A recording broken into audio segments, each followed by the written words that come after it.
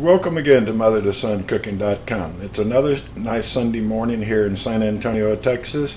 Before we start the recipes, on Sunday morning, I'm going to have one of my Harvey Wallbangers, which is on the recipe. I've come back and I've showed you how to make, the carne asada. So we're going to have a little carne asada and a little Harvey Wallbanger. Then we're going to make some desserts. Right now, the key lime is really a very good product that's available here in San Antonio, so I'm going to make two desserts today. One is going to be a key lime pie, and the other is going to be a key lime cake. Alright, growing up, living all over the country, one of my aunts used to live down in Florida. She used to make these pies all the time. We used to live in Savannah, Georgia. We'd go down and she would make a key lime cake and a key lime pie. I'm going to kind of go over the ingredients a little bit. Of course, with your pan over here, you need to kind of butter it a little bit, and you need to dust it with a little bit of flour. You're going to need some lime flavored gelatin in this. We're going to need some a cup and 3/4 of granulated sugar. It calls for flour, but I prefer using a cake flour.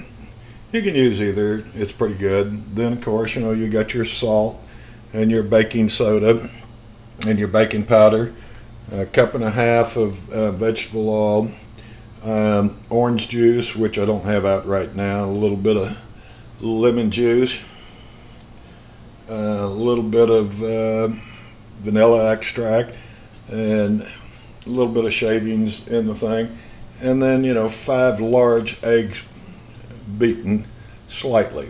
Alright, we're ready to start making the pie. I've got 1 package of gelatin in there. I've got my sugar here. I've got my flour here. I've got my baking powder and my cornstarch and my salt. Okay, we've come back and we've mixed all the dry ingredients and stirred it up kind of well and everything. Now we're going to come back in.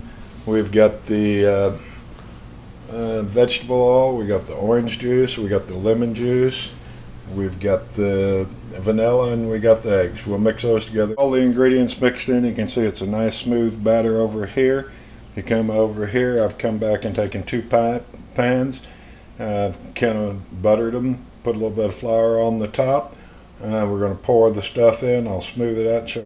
Alright, I've got the mixture poured in my 2 pie pans. You can also make this in a 9x11 cake pan. I prefer it as a pie. Whatever you like is fine, but you can see that I've got it smooth and everything. I've got my oven set for 350. It's been warmed up real nice. We'll come back and cook it 35 to 45 minutes. I've come back and baked the cakes. I've baked them 45 minutes. I'll let them cool for about 40 minutes. I've come back in and I've taken the lime and the confection sugar, mixed it up. And I took about 25 of the key limes, squeezed them up, mixed it in with the confection sugar, and I've glazed over the top. Now, we've come back in and put the lime juice and confection sugar for a glaze on top of one of the pie pans. I've got some more. We're going to make the glaze, actually it goes on it now. Got 1 8-ounce thing of whipped cream, 1 thing of butter already in it, and we're going to put a pound of them white sugar in it. We're going to mix it up, and then I'm going to come back and glaze it together. We'll do half of it. Alright, I mixed up my lemon juice, my butter. I kind of messed up. I didn't let the butter melt, so it took a little bit longer, but I'm not in any big hurry. I've added the sour cream cheese in it, and we're going to come over here and start glazing this thing off a little bit. I've got the top with my glaze on it.